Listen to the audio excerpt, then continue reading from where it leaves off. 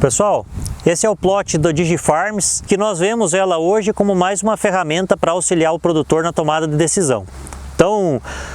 o pessoal que nos acompanhou no plot de fungicidas, nós discutimos longamente a respeito da ocorrência de doença da cultura da soja, da dificuldade que é para cada cenário você estabelecer a doença que vai ser a principal e do quão dinâmico é esse sistema. Tão dinâmico no sentido de que de uma safra para outra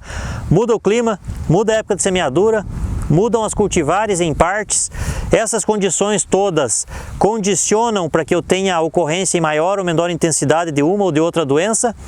E algo que nós temos visto também cada vez mais frequente é a mudança na eficiência dos fungicidas. Então, a frase que nós mencionamos lá atrás de que não tem receita de bolo para todos os cenários, ela é muito verdadeira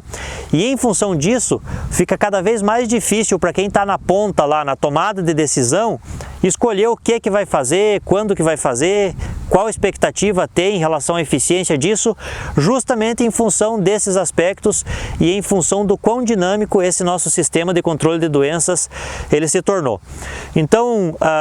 essa plataforma DigiFarms, ela busca, como eu falei, ser uma ferramenta a mais para o produtor tomar a decisão na hora de escolher os produtos, na hora de fazer o planejamento tanto de eficiência quanto planejamento financeiro do manejo de doenças, e pode dar um pouco mais de clareza a respeito do que esperar dentro desses programas. Quais seriam, assim, na minha opinião, os grandes benefícios, as grandes vantagens desse tipo de sistema? O primeiro deles é que a expectativa em relação à eficiência alcançada, ela é construída com base no número grande de variáveis e essas variáveis elas são atualizadas a cada safra em função dos resultados gerados na pesquisa. Então, por exemplo, se eu tinha uma cultivar que teve um desempenho ano passado, um fungicida que teve um determinado desempenho ano passado e da safra para cá, daquela safra para esta, nós tivemos uma mudança, a cada safra esse sistema é atualizado. Dessa forma, antecipa, digamos assim, um possível cenário de ocorrência no campo, que é o que normalmente nós acompanhamos. Então, o que acontece? O produtor ele confia num determinado produto, numa determinada cultivar, até que em um determinado ano você tem a ocorrência de uma mancha-alvo, de uma cercóspora, de uma ferrugem com maior intensidade naquela cultivar ou aquele programa de fungicidas não consegue controlar como controlava no passado. Então, essa questão de ser atualizado com constância, ela dá, digamos assim, uma antecipação em relação a possíveis cenários de campo.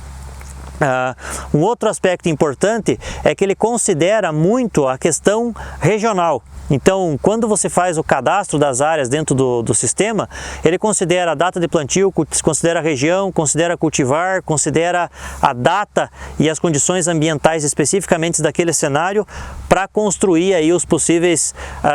eficiências esperadas para cada programa de controle. Então, nós fizemos aqui nesse ano, na parcela, no plot do DigiFarms, dois cenários que nós sempre repetimos. Um cenário aqui à esquerda da tela que mostra uma área em que foi feito um manejo engessado,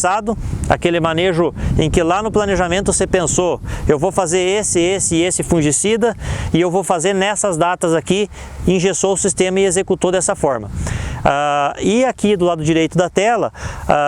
um sistema em que foi colocado em funcionamento o algoritmo do sistema e ao longo da safra foram sendo feitos ajustes conforme o algoritmo mandava. Está chovendo mais, é uma cultivar mais sensível, a época de plantio ela é mais tardia, então o algoritmo nos diz, a partir dessas informações, se é necessário aumentar ou diminuir intervalo, qual é a expectativa de eficiência em relação àquele programa que eu pretendo executar naquela data, e se eu entendo que essa expectativa de eficiência está baixa, eu posso pensar em alternativas para melhorar. E tudo isso no final do ciclo, ele tem nos nossos resultados, e nós temos uma base aí grande de dados validando esses dois sistemas, ele tem mostrado que para a grande maioria dos casos, um sistema em que você continuamente retroalimenta com informações e você acompanha esse desenvolvimento das doenças, a eficiência de controle tem se mostrado melhor, como é o caso que vocês estão observando aqui.